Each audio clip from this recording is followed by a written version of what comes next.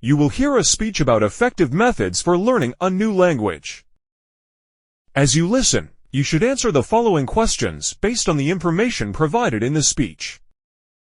Pay close attention to the recording as it plays.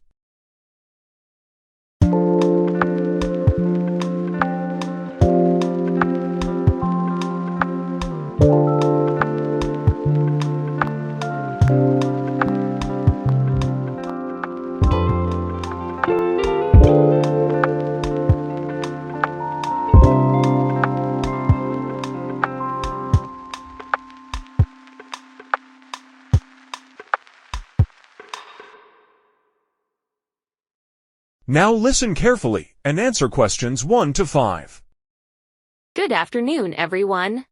Today, I want to talk about some effective methods for learning a new language. Language learning can be challenging, but with the right approach, it can be both enjoyable and rewarding. One popular method is immersion, where learners are surrounded by the language in daily life. This method is particularly effective because it forces learners to use the language in real-world situations, helping them to improve quickly. Another widely used method is language exchange, where learners partner with native speakers. This method not only helps with learning vocabulary and grammar but also with understanding cultural nuances. It's a great way to practice speaking and listening in a natural setting. Online resources have become increasingly popular as well. There are numerous apps and websites that offer interactive lessons, quizzes, and even games to make learning fun. These resources are accessible and convenient, allowing learners to study at their own pace. Lastly, formal classes or language courses are always a good option. They provide structured learning with guidance from experienced teachers.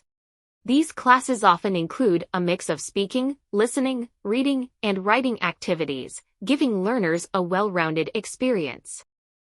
No single method works best for everyone. It's important to find the right combination of methods that suit your learning style and goals. Thank you for listening, and I hope you find these tips helpful in your language learning journey. Questions 6 to 10. You will hear a speech about the evolution of office technology and how it has transformed the workplace.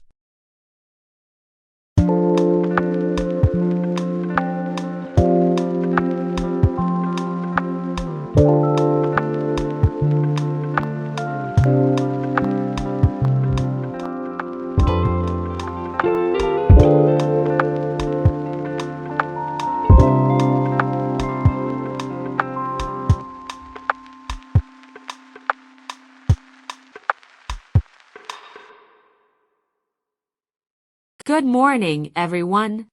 Today, I'm going to talk about the evolution of office technology and how it has transformed the way we work. Over the past few decades, the introduction of advanced technology has significantly increased efficiency and productivity in the workplace. One of the most impactful changes has been the transition to digital communication. Tools like email and instant messaging platforms have replaced traditional methods like memos and faxes, allowing for instant and seamless communication regardless of location. Next, let's talk about cloud computing. This technology has revolutionized how we store and access data. Employees can now access their work from anywhere in the world, enabling flexible working arrangements and collaboration across different time zones. It has also enhanced data security by reducing the risk of data loss from physical damage. Automation is another critical aspect of modern office technology.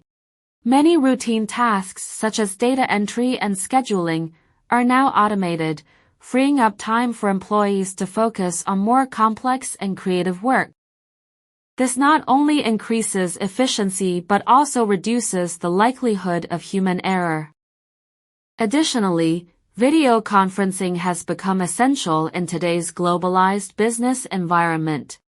It allows teams to conduct meetings and collaborate in real time, regardless of their geographical locations. This has reduced the need for travel, saving both time and resources. Finally, the integration of AI-powered tools has brought new capabilities to the office. From virtual assistants that manage schedules to advanced data analytics that drive decision-making, AI is reshaping the workplace. Office technology continues to evolve, making our work environments more dynamic and connected. Embracing these technologies is crucial for staying competitive in today's fast-paced business world. Thank you for your attention. You have half a minute after the recording ends to check your answers. Use this time to ensure your responses are accurate and that you haven't missed any questions.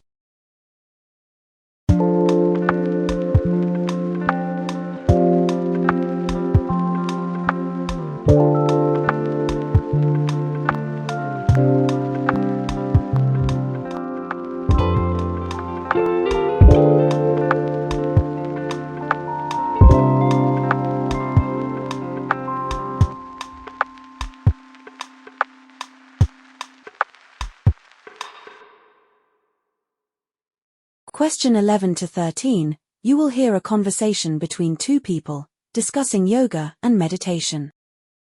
As you listen, you should answer the following questions based on the information provided in the conversation.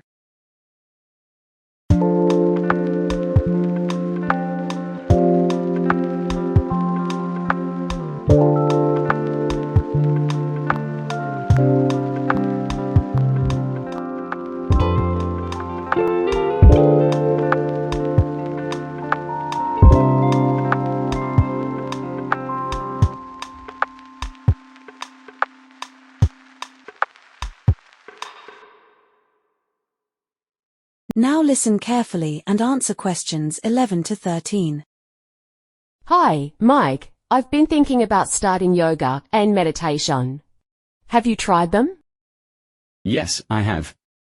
Yoga is great for flexibility and strength, while meditation helps with focus and reducing stress. I find combining them gives the best results. That sounds amazing. I've heard yoga also improves mental well-being. Is that true? Absolutely. The physical postures in yoga are designed to align your body and mind. When combined with meditation, it's a powerful way to calm your mind and enhance overall well-being. I see. How often do you practice? I try to do yoga 3 times a week and meditate daily. Even a few minutes can make a big difference. I'll definitely give it a try. Thanks for the advice, Mike. Anytime, Jane. You'll love the benefits. Question 14 to 20, you will hear a conversation between two people, Sophie and Mark, discussing Mark's recent trip to India. As you listen, you should answer the following questions based on the information provided in the conversation.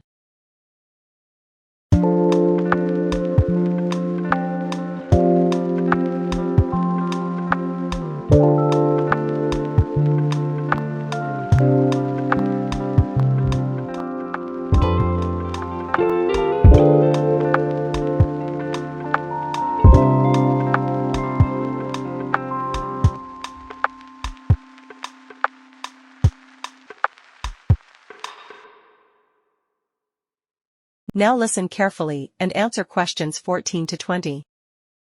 Hi, Mark. I heard you just got back from your trip to India. How was it? Hey, Sophie, it was an unforgettable experience. India is so rich in culture and history. Everywhere you go, there's something new and fascinating to see. I spent a lot of time exploring local traditions and cultural practices. That sounds amazing. What was one of the most memorable experiences for you? I'd say attending a traditional Indian wedding was definitely one of the highlights. The ceremony was so colorful and full of rituals. I was amazed by how every detail had a deep meaning, from the decorations to the music and even the food. It was a full 3-day event. Wow, that's incredible. I've always been curious about Indian weddings. Did you participate in any of the rituals? Yes, I did. I got to join in the mehendi ceremony, where the bride and her friends have intricate henna designs applied to their hands. It was a lot of fun, and I even got a small design done on my hand. The whole atmosphere was filled with music, laughter, and celebration. That must have been such a unique experience. What about the food? I've heard Indian cuisine is really diverse. Asterisk asterisk. The food was absolutely amazing. I tried everything from street food to royal dishes. One of my favorites was a dish called biryani. It's a fragrant rice dish cooked with spices, meat, and sometimes vegetables. Every region in India has its own version, and I tried a few different ones. Each was delicious in its own way. I can imagine. I've always wanted to try authentic Indian food. Did you learn anything about the cultural significance of the dishes? Definitely. Many Indian dishes have a lot of history behind them. For example, biryani is said to have been brought to India by the mules, and it has evolved over centuries to become a beloved dish across the country. Food in India isn't just about taste, it's deeply connected to cultural and religious practices. That's fascinating. Did you get to experience any local festivals? Yes, I was fortunate to be there during Diwali, the Festival of Lights. It's one of the biggest festivals in India, and the celebrations are incredible. People light oil lamps and set off fireworks, and there's a festive spirit everywhere. The whole country comes alive with colors, lights, and joy. Diwali sounds like such a magical experience. It must have been amazing to see all the lights and fireworks. It was truly mesmerizing. Diwali represents the victory of light over darkness and good over evil, and being part of that celebration was something I'll never forget. It really gave me a deeper understanding of Indian culture. It sounds like you had an incredible time. I'm so inspired by your experiences. I'm definitely going to add India to my travel list. You should. Traveling and immersing yourself in different cultures is one of the best ways to learn and grow. I'm already planning my next cultural adventure. I couldn't agree more. I think my next trip will be somewhere rich in culture too. Thanks for sharing your experiences, Mark. Anytime, Sophie. I'm sure you'll love it wherever you go. You have half a minute after the recording ends to check your answers. Use this time to ensure your responses are accurate and that you haven't missed any questions.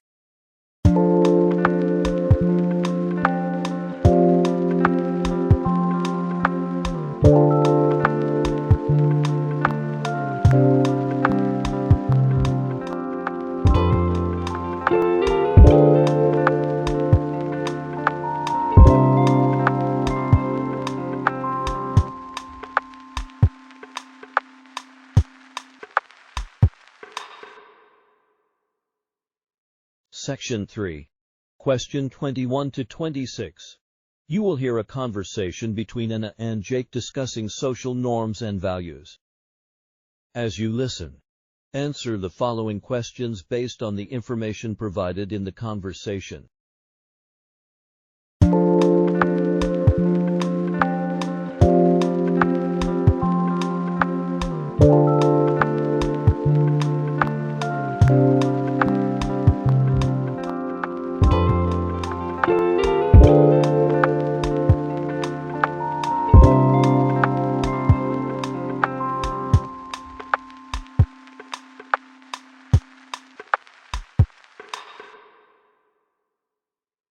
Now listen carefully and answer questions 21 to 26. Hi, Jake.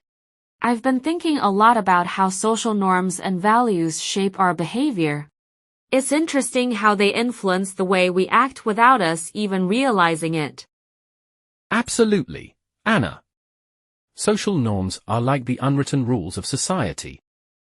They guide our behavior, telling us what's acceptable and what's not. For example, think about how we greet people. Right, and these norms can vary so much depending on where you are. What about values? How do they fit into this? Values are the principles that guide our decisions and actions. They're more deeply ingrained than norms and often reflect what a society holds most important. For example, in some cultures, individualism is a core value, so people prioritize personal freedom and independence. In others, community and family might be more highly valued. I see. So, while norms are more about specific behaviors, values are broader and influence our overall mindset and approach to life. Exactly. And the two are closely connected. Social norms often stem from a society's values. For instance, if a society values respect for elders, you'll find that there are specific norms around how younger people should interact with older generations. That makes sense. It's fascinating how these norms and values can change over time too. What was considered normal or acceptable 100 years ago might be very different today. Definitely. Social norms and values evolve as societies change. For instance, think about gender roles. What was expected of men and women in the past has shifted significantly in many parts of the world, as values around equality and individual rights have gained importance. It's interesting how changes in social values can lead to changes in norms, and vice versa. Understanding this can help us navigate different cultures and social situations better. Absolutely. Being aware of social norms and values is key to understanding and interacting with others, especially in diverse settings. Question 27 to 30. You will hear a conversation between Alex and Sarah discussing famous historical figures and their impacts. As you listen, answer the following questions based on the information provided in the conversation.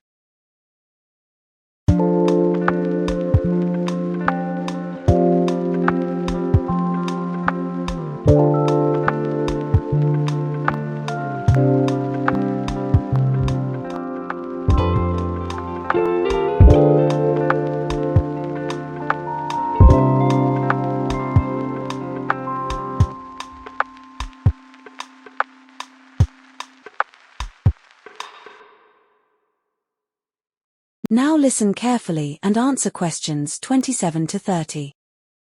Hi, Sarah. I've been delving into the lives of some famous historical figures lately. It's incredible how their actions and ideas have shaped the world we live in today. That sounds interesting, Alex. Who have you been reading about? Well, I started with Abraham Lincoln. His leadership during the American Civil War and his efforts to abolish slavery were pivotal. The Emancipation Proclamation was a bold move that changed the course of American history. Lincoln is definitely one of the most influential figures in history. His speeches, especially the Gettysburg Address, still resonate today. Elizabeth I was an exceptional leader. Her ability to navigate the complex political landscape of the time, and her support for the arts, particularly Shakespeare, left a lasting legacy. What about Albert Einstein? His contributions to science, especially the theory of relativity, revolutionized our understanding of the universe. Einstein's work was groundbreaking. His theories didn't just change physics. They also had a profound impact on philosophy and our view of reality. Another figure I admire is Nelson Mandela. His fight against apartheid and his efforts to bring about racial reconciliation in South Africa were truly inspiring. Mandela's dedication to peace and justice is legendary. His ability to forgive and unite a divided nation speaks volumes about his character. It's fascinating how these figures, despite facing immense challenges, were able to achieve so much and leave a lasting impact on the world. Absolutely. Their stories remind us of the power of perseverance, vision, and courage. You have half a minute after the recording ends to check your answers. Use this time to ensure your responses are accurate and that you haven't missed any questions.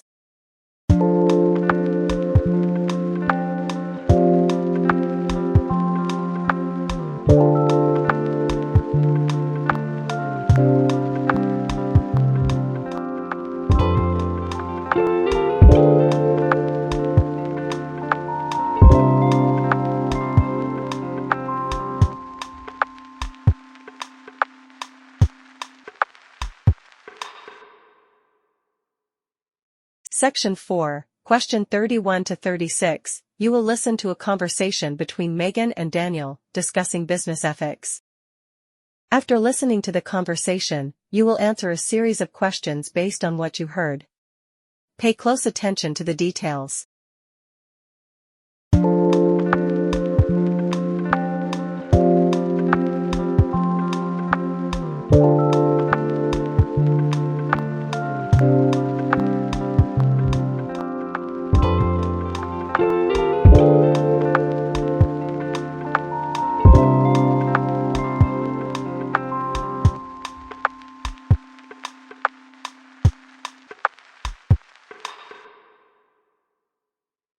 Now listen carefully and answer questions 31 to 36.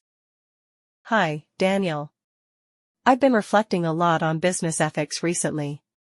It seems like every day we hear about a new scandal involving companies engaging in unethical practices.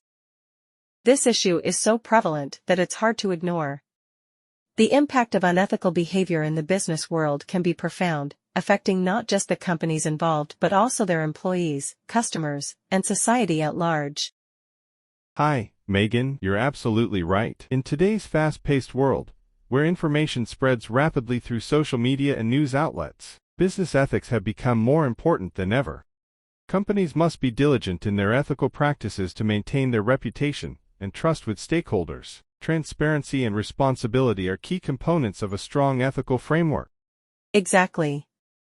One major aspect of business ethics is corporate social responsibility, or CSR. This concept involves companies taking responsibility for their impact on society and the environment. For instance, many companies are now prioritizing sustainability efforts to reduce their carbon footprints and promote eco-friendly practices. This not only helps the environment but also enhances the company's image and appeals to environmentally conscious consumers. That's a great observation. CSR encompasses a wide range of practices, including fair labor practices. Ethical companies ensure that their employees receive fair wages and work in safe conditions. This commitment to employee welfare can greatly impact the company's reputation positively. Conversely, companies that exploit workers or use child labor often face severe backlash from the public and regulatory bodies. Ethical treatment of workers is not just a moral obligation, but also a crucial aspect of maintaining a positive business reputation. Absolutely, and another important element is honesty in advertising. Ethical companies are transparent about their products and services. They provide accurate information and avoid misleading claims. Misleading advertising can erode trust and lead to legal consequences. Consumers expect honesty from the brands they support, and any deviation from this can damage a company's credibility and lead to long-term harm. I completely agree. Another critical factor is ethical leadership. Leaders play a pivotal role in setting the tone for the organization. Their behavior and decisions influence the entire company's culture. If the leadership exhibits unethical behavior, it often trickles down and affects the rest of the employees. Ethical leadership is essential in fostering a culture of integrity and accountability within the organization. That's very true. Employees look up to their leaders for guidance on acceptable behavior.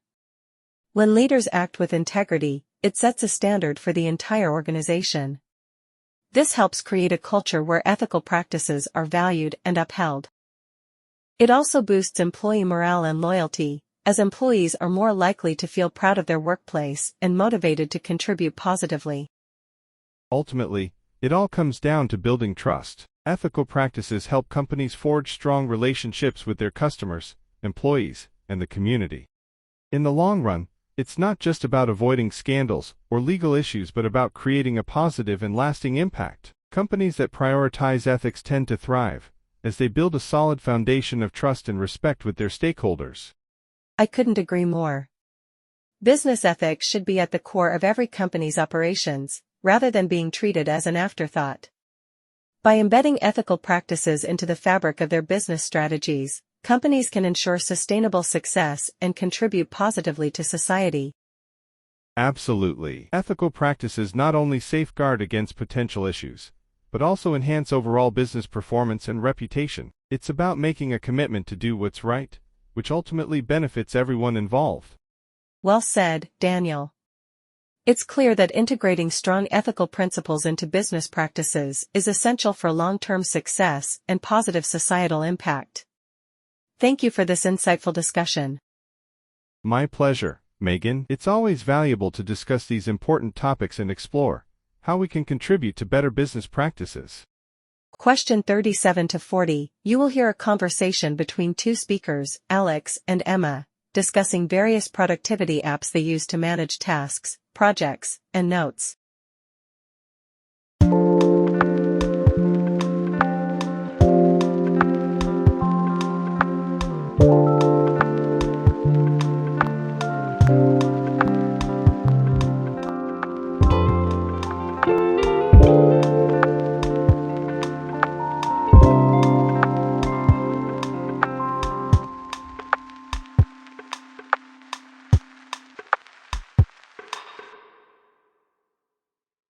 Now listen carefully and answer questions 37 to 40.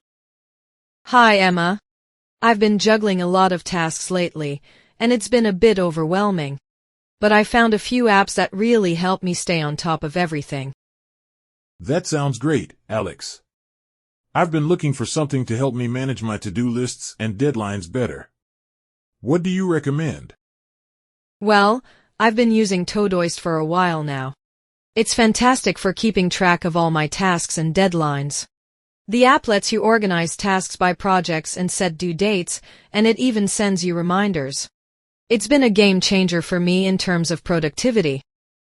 That sounds really useful. I've heard of Todoist, but I haven't tried it yet. I've mostly been using Google Keep for my notes and reminders. It's pretty simple but effective. I like that I can quickly jot down ideas or create checklists, and it syncs across all my devices. Google Keep is great for that. It's a solid note-taking and reminder app. I use it occasionally for quick notes or when I need to remember something on the go. But for managing bigger projects or when I'm collaborating with my team, I rely on Trello. Oh, I've heard good things about Trello too. It's more of a project management tool, right? How does it work for you? Exactly. Trello is fantastic for organizing tasks visually. You can create boards for different projects, and within those boards, you have lists and cards where you can add tasks, set deadlines, and even attach files. It's also great for collaboration because you can invite team members, assign tasks, and track progress all in one place. It's really helped me stay organized, especially when working with others. That sounds perfect for team projects. I might have to give Trello a try. But what about note-taking? I need something more detailed for my work notes. For detailed note-taking, you might want to consider Evernote. It's pretty robust and allows you to organize notes into notebooks, tag them for easy searching, and even add images and files. It's like a digital notebook with a lot of flexibility. Evernote sounds like exactly what I need. I've been thinking about switching to a more comprehensive app for my notes, and this might be it. Thanks for the recommendation. No problem, Emma. It's all about finding the right tools that work for you. With these apps, I feel like I've got everything under control, whether it's managing tasks, collaborating on projects, or keeping detailed notes. I agree. It's so important to have the right tools to stay organized. I'm definitely going to check out Trello and Evernote. Thanks for the tips, Alex. Anytime, Emma. Good luck with your projects. You have half a minute after the recording ends to check your answers. Use this time to ensure your responses are accurate and that you haven't missed any questions.